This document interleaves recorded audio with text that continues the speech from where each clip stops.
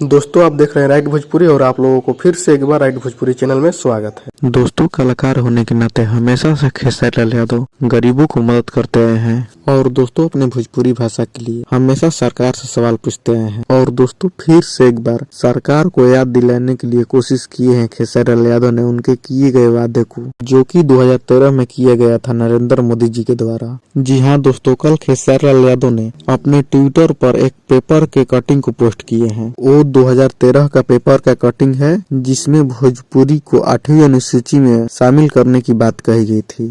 देखिए उसमें क्या लिखा गया था। मोदी बनी है पीएम तो भोजपुरी 8वीं अनुसूची में शामिल हुई। और दोस्तों इस न्यूज पेपर को ट्वीट करते हुए खेसारी लाल यादव ने लिखे कि अब कहिया, मतलब कि दोस्तों 2013 से 2023 आने वाला, अभी तक भोजपुरी को कहाँ 8वीं अनुसूची में शामिल किया गया।